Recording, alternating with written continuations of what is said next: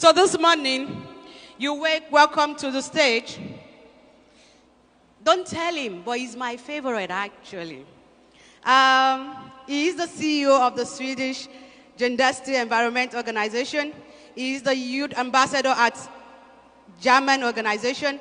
He is the former country coordinator of Iraq at the COI 16 in Glasgow. He is the former organizer at Warsaw Security Forum. He is the regional youth focal point for Western Asia and Northern Africa. He is the Youth Styling Committee member at International Association for Hydro-Environmental Engineering. He's published many scientific papers and participated at many TV programs fighting for climate. He's all the way from the region of Iraq. Please make welcome Peshang, Hama, Karim to the table with a round of applause. Keep it going or he's going to turn back. Keep clapping, keep clapping, keep clapping, keep clapping. Thank you so much. So the next, last but not the least, we'll be having, like I said, he's a PhD student for the Department of Hydrology. He's a veteran when it comes to climate issues. So you are in good hands. And I mean good hands when I say you are in good hands. Please join me with a clap ovation as I welcome to stage Peshang Hama.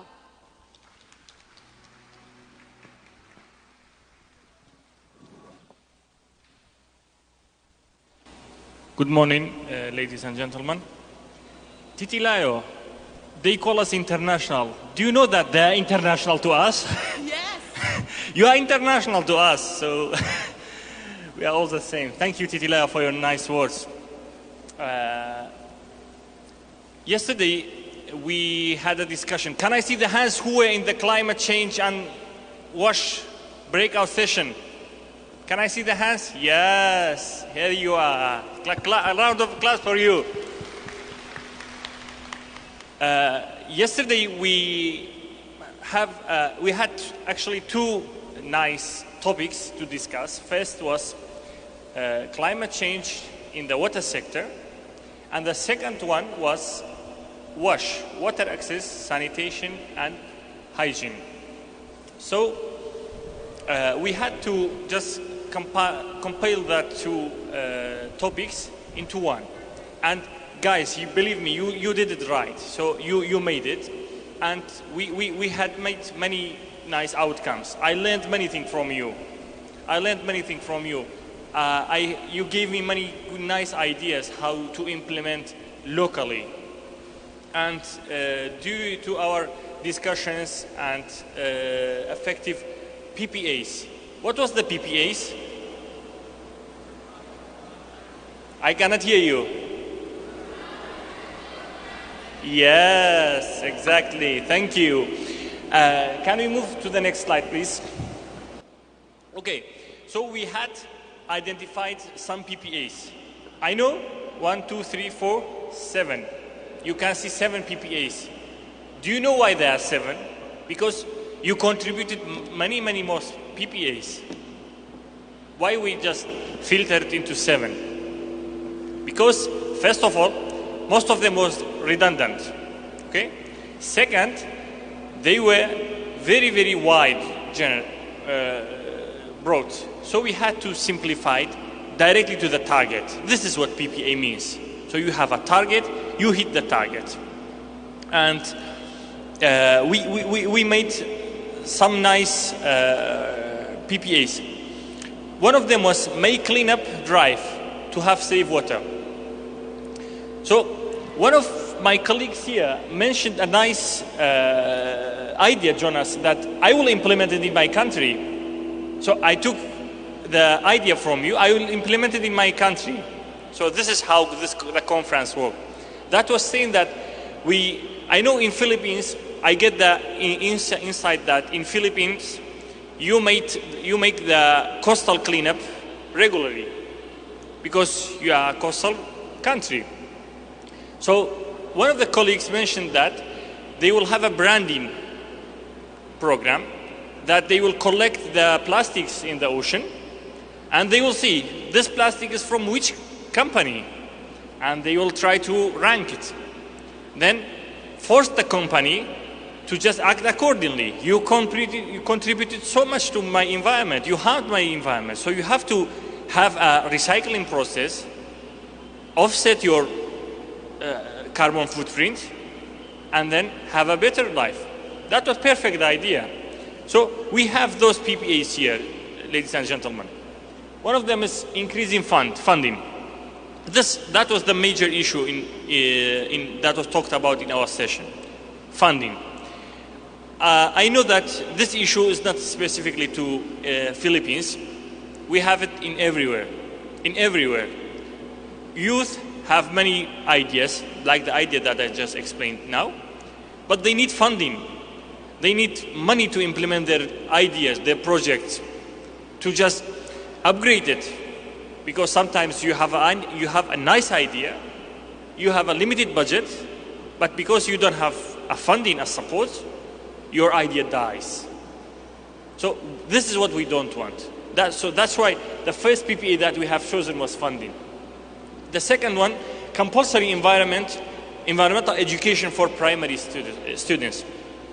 You know, this is very important because education is the center of everything. If we educate this generation and the next generation to not harm the environment, to offset their carbon footprints, then we will have a safer world. We will have a safer coastal area. We will have a safer land. And that primary school student tomorrow will become the president of the country. Tomorrow will become the CEO of a big company. So it's very important to educate them. Educate them through the primary school curriculum. Educate them from trainings like what you are having now. Educate them by making local campaigns in your local area, district. So that PPO was very nice. The second one was coastal cleanup and implement marine protected area. You know, marine protected area is one of the most successful program in the coastal areas. And I have been in a conference. They were mentioning to me a place near Mexico, and they were just arranging a protected area. There weren't fish at all in that marine area. But after they announced that this is a protected area, you cannot fish here, make the fish in here. So after 5 years, many different new species which were extinct before, they come again to life. Because this is the nature of ecology. We have a cycle. So we are the ones that are harming the planet. We are the problem. But if we are the problem, of course, we are also the solution. This is what we want you to think about. We are the solution. We have the solution. All we need is to implement it. The next one was reduce the production of the plastic in the market. This is, we call a budget on plastic, okay? So in many, I don't know in Philippines how is it, Jonas, but in many European countries, we have a tax for plastic, okay? For the plastic bottle that we are using. Normally, let me tell it in pesos. If we pay for a bottle of water, 10 pesos, 5 pesos, 1 pesos will be just for the bottle. If you return back to the market, they will give you the 1 peso back. So when you try to throw the bottle, directly someone picks up. Why? Because it's money. So this program in Europe was initiated, in Canada was initiated, and it was very successful. Not only bottle, we have glass bottles, we have cans, cartons.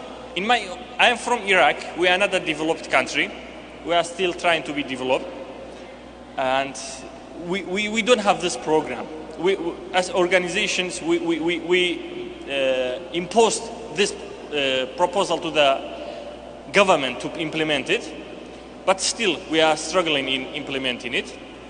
But still in Iraq, when we couldn't fix the issue with the government, we went to the private companies. Okay, you recycle plastic, let's have a program and recycle the plastic. So we initiated the Recycle Me program. with an application that you just enter, and you say that I have 10 kilos of plastic. I will give it for free. Instead of putting it in a dumping site, you give it for free. So someone comes by a tricycle, comes and picks up the plastic, takes it to the recycling company, a mini recycling company. They will pay you back. So we figured out new things, and so now we have a sense that in my city we have a huge difference between 5 years from now. Now we see less plastics, less cans, less bottle glasses, because they are now money. So that was very important, and marine protected areas can generate new species that had. Now, yesterday in my slides, one of my slides was that now we have 49% of the marine life has been extincted since the beginning of the Industrial Revolution. 49% of the species that were alive in the Industrial Revolution, now they are not alive. So this marine protected area can bring them back to life. Can we move to the right side? Yes. Back. Okay. Oh, we have more. So we had many more PPAs that invest more on sustainable environmental programs, protect and restore the ecosystem, impose proper waste segregation. My master's thesis was on waste segregation. That's why I liked this proposition. And I have seen that in Philippines, you have issue with the proper waste segregation. So having a program for PPA for the waste segregation will just change the Philippines from a level to above. That's what makes you develop more and more. So see, you are the source of developing your country. This is what we want you to do. And okay, scientific and cultural based lawmaking. So we should have laws that, as we said, that protect the marine area, protect having the national parks that are protected, having making a price on the plastics. So those things can be made by a law. So having a scientific and cultural based lawmaking will improvise that. Okay, can we move? Impose watersheds? Yes, education and infrastructure, and minimize mining. Another thing that yesterday we discussed was that, in my opinion, Philippines doesn't suffer from water access. They have problem with water sanitation. So one of the PPAs that you proposed was proper water sanitation for everyone. That's health and modernized. So you are the source of implementing those projects, the ideas that come behind this. So that was the identifying the PPAs. And the next slide, if you go, you also in the yesterday night, you also tried to prioritize those PPAs and put them inside the time scale, fishbone. So here you all see, we all, in this ARCOI APAC, we talked more about Water Conference 2023, UN Water Conference. Do you know why it's very important, UN Water Conference? Does anyone of you have any idea why it's very important? Let me give you a tale. The last UN Water Conference was made, do you know in which year it was? In which year? Last year? The year before? A decade? Guys, girls, the last water conference was in 1977. 40, how many years? 45, 46 years ago. So this is what makes UN 2023 Water Conference important. The UN Secretary General Antonio Guterres directed the WMO to just initiate and work on the UN Water Conference because the SDG 6 has been left behind according to the dear SDGs. That's why all the organizations are focusing on UN Water Conference because the outcome will be very impactful, like the Paris Agreement.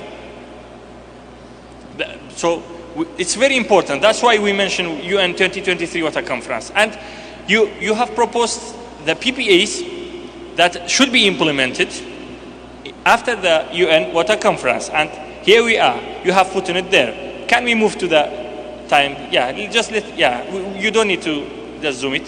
Okay.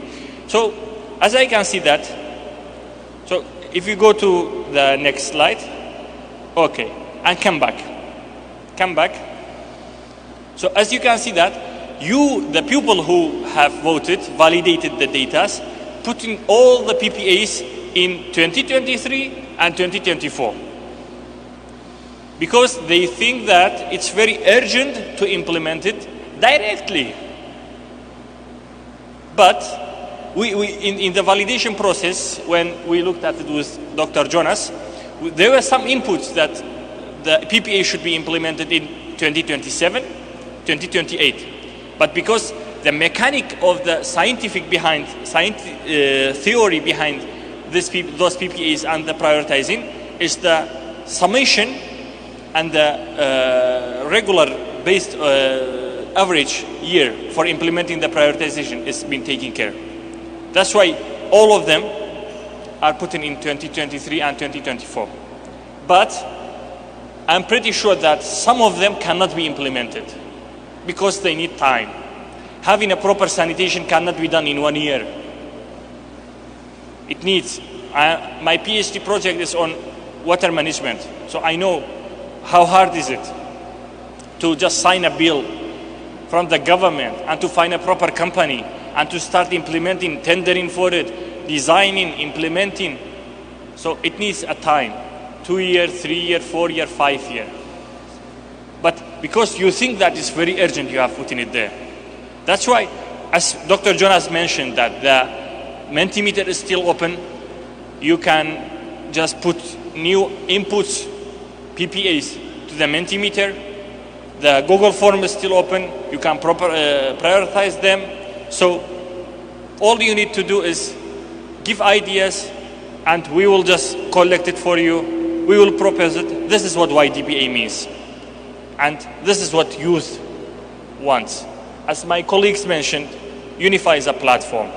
It's not an organization that competes with other organizations. It's a platform. It's like an airport where all the planes can land. You have a plane, you can land. Yes, sir. There's a place for everyone.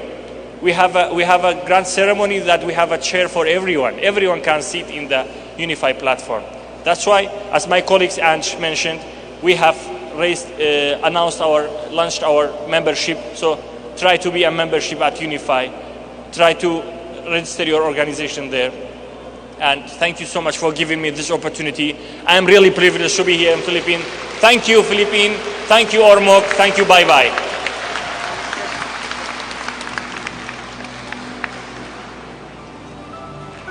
All right. Thank you, Peshang, for that awesome presentation. And